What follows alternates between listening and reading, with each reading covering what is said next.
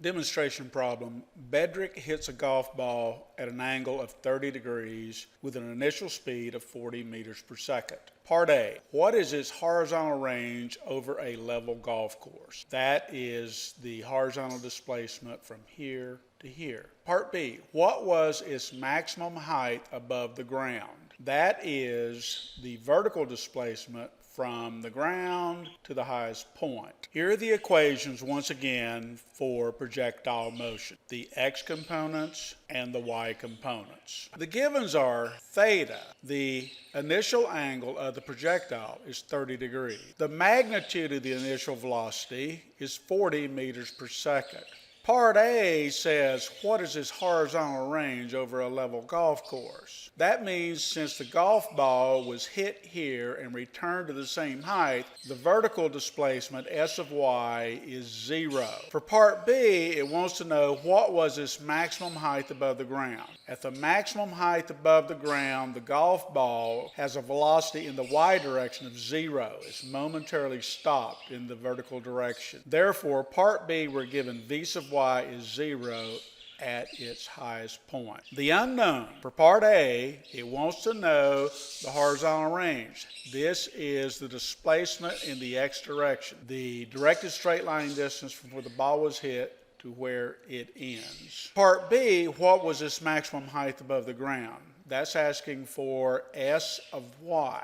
What is the vertical displacement to the highest point? Solve. Part A, we write the equation S of y, displacement in the y direction, is 0, and that is equal to Vy initial times the time, where that is the time that the ball hit the ground, minus 1/2 g, or the acceleration of gravity, or 9.80 meters per second, times the time that the ball hit the ground squared. Since this is equal to 0, we factor out the t, and we get t times quantity Vy initial minus 4.90 meters per second times t is equal to 0. Continuing, the solution we want is not the time is equal to 0, because that was when the golf ball was hit. That's not what we want. We want the time that the golf ball hit the ground after it went through its projectile flight. Or Vy initial minus 4.90 meters per second times the time that it hit is 0. V sub y initial is the initial velocity times not the cosine but the sine of 30 degrees. We evaluate that to be 20.0 meters per second to 3 significant figures, since this is a 2 significant figure problem. Put that in, we get 20 meters per second minus 4.90 meters per second times the time that the ball hit is 0. We solve for the time that the golf ball hits the ground, and we get 4.08 seconds to 3 significant figures. We're now ready to answer part A. What is the horizontal range of the golf ball over a level golf course? We have determined that this is the displacement in the x direction, or S of x, or the direct straight line distance from where the golf ball came off the golf club until it hit the ground. Remember that a projectile can only have the gravitational force or the weight force. Golf ball becomes a projectile when it leaves the face of the golf club, because it no longer has a golf club force, and it ends being a projectile when it impacts the ground. The ground exerts a force on it. We saw that the equations were the displacement in the x direction is Vx initial times the time that the ball hit. We found that the time that the ball hit is 4.08 seconds to 3 significant figures. Vx initial is the initial speed, v sub I, times cosine of theta, where theta is the angle of the projectile. Substituting in, we get 40 meters per second times a cosine of 30 degrees, which is 34.6 meters per second to 3 significant figures.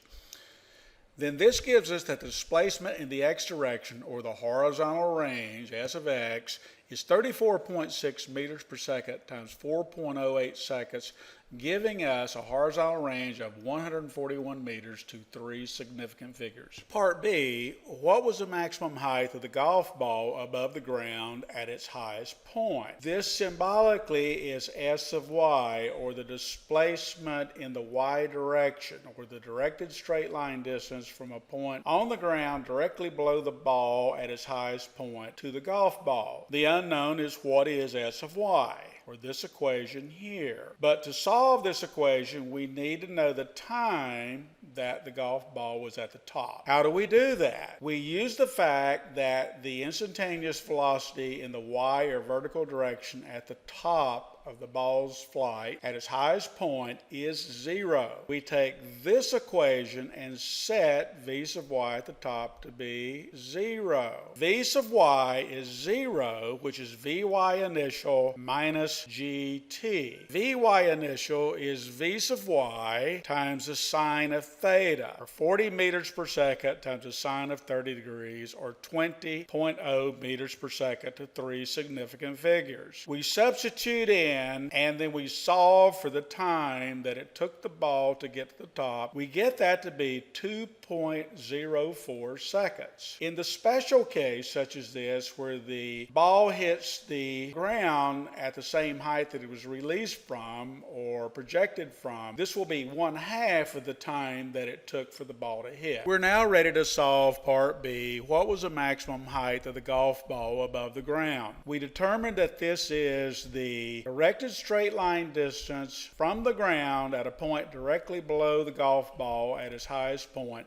to the golf ball, or S of y, or the displacement in the y direction. We also determined that this is the appropriate equation that needed to be used. But first, we had to find the time to the highest point. We did that using the fact that the golf ball had a y velocity of 0 at its highest point. We found that the time to the top is 2.04 seconds. We also solved for Vy initial to be 20 meters per second. So we substitute into the S of y equation 20 meters per second for v sub y initial times 2.04 seconds, that's the time to the top, minus half the acceleration of gravity, half of 9.80 meters per second, that's 4.90 meters per second, times the time to the top, 2.04 seconds squared. We get to 3 significant figures. 20.4 meters was the maximum height attained by the golf ball above the ground during its flight.